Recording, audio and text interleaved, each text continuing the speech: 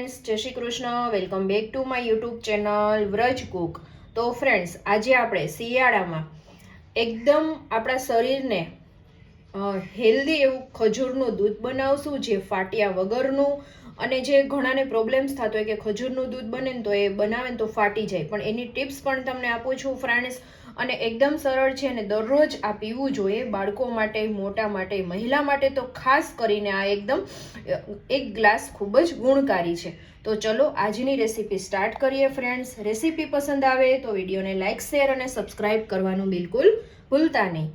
ખજૂર દૂધ બનાવવા માટે છે ને મેં 10 થી 12 છે ને ખજૂર લઈ લીધો છે. જે સોફ્ટ ખજૂર આવે છે ને એ લીધો છે. તમે નોર્મલ ખજૂર પણ લઈ શકો છો. અને અંદરથી બીજ એના કાઢી નાખવાના છે. અને આને છે ને તમારું દૂધ ફાટે નહીં ને એટલા માટે છે ને ખજૂરને 2 થી 3 પાણી, ચોખ્ખા પાણીથી તમારે વોશ કરી લેવાનો છે. પછી અહીંયા છે ને મેં ડ્રાયફ્રૂટ લીધું છે. તો ડ્રાયફ્રૂટમાં છે ને મેં જો અંજીર લીધા છે, 4 અંજીર લીધા છે.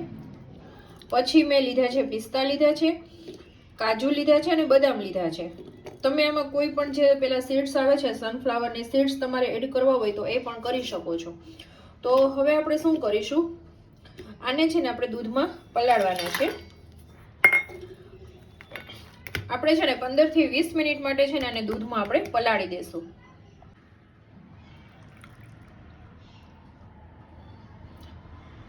આ રીતના છે ને ડૂબડૂબામાં મેં બધા ડ્રાયફ્રૂટ્સ ને છે ને મેં ખજૂરને પલાળી દીધું છે અને 15 થી 20 મિનિટ માટે આપણે પલાળીને રાખીશું.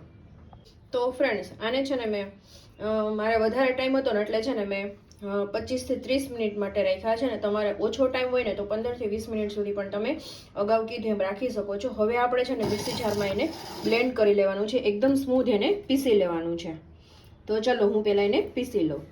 તો આ રીતની છે ને એની પેસ્ટ મેં છે ને રેડી કરી લીધી છે.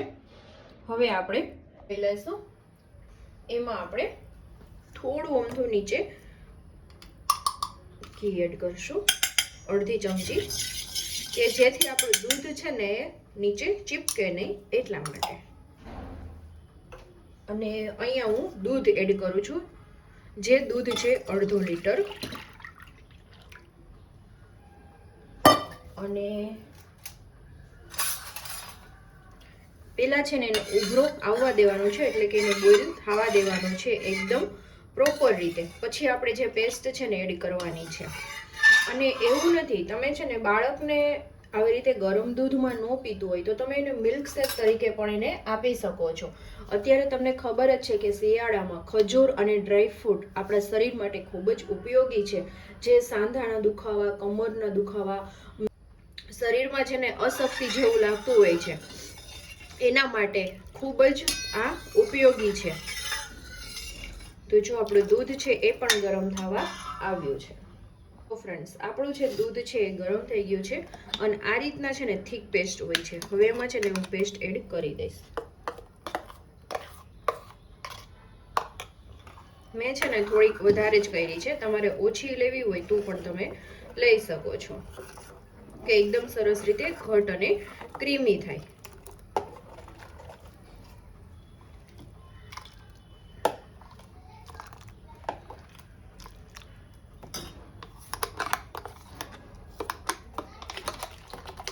અને હવે આને આપણે 10 થી 12 મિનિટ માટે ઉકાળી લેશું.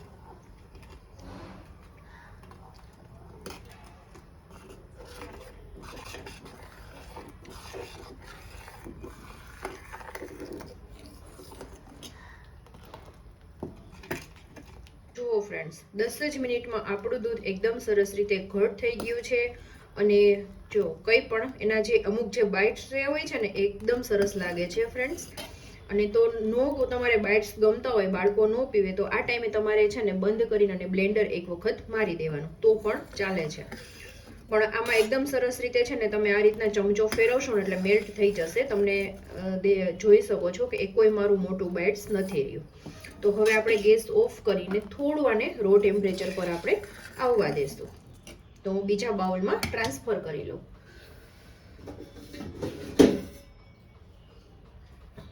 તો ફ્રેન્ડ્સ, આપણું જે ખજૂરનું દૂધ છે એકદમ સરસ રીતે રેડી થઈ ગયું છે. તમે આને ગરમ ગરમ પણ છે ને પી શકો છો. અને મેં અગાઉ કીધું એમ બાળકો ગરમ ન પીતા હોય તો તમે એને મિલ્કશેક રીતે તમે એકદમ ઠંડુ કરીને પણ આપી શકો છો. એટલે કે રો ટેમ્પરેચર પર આવી જાય ને પછી એને તમે આપી શકો છો ફ્રેન્ડ્સ. તો ફ્રેન્ડ્સ આપણું ખજૂરનું દૂધ બનીને રેડી થઈ ગયું છે. એકદમ ઇઝી અને ખાલી તમે 10 થી 12 મિનિટમાં તમે બનાવી શકો છો. જે ડ્રાયફ્રૂટ પલાળ્યા પછી ડ્રાયફ્રૂટ પલાળવાની સાથે તમે ઇન્ક્લુડ કરો તો 25 મિનિટમાં તમારો જે ટાઈમિંગ છે એમાં તમારું ખજૂર દૂધ બની જાય છે. દરરોજ સવારમાં 1 ગ્લાસ જરૂરથી પીવું જોઈએ. જે લોકોને શરીરમાં અશક્તિપણું લાગતું હોય છે, કમરનો દુખાવો, સાંધાનો દુખાવો, એના માટે આ બેસ્ટમાં બેસ્ટ દૂધ છે. અને અગાઉ કીધું એમ બાળકોને તમે મિલ્કશેક તરીકે પણ આપી શકો છો. બાળકો છે ડ્રાયફ્રૂટ ન ખાતા હોય તો એને તમે ઠંડુ કરીને પણ આપી શકો છો.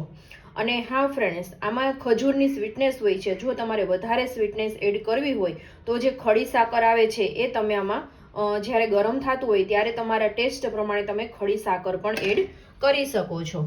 તો આઈ હોપ કે ફ્રેન્ડ્સ આજની આ રેસીપી તમને પસંદ આવી હશે. ફ્રેન્ડ્સ, રેસીપી થોડી પણ પસંદ આવી હોય તો વિડીયોને લાઇક, શેર અને સબસ્ક્રાઇબ કરવાનું બિલકુલ ભૂલતા નહીં.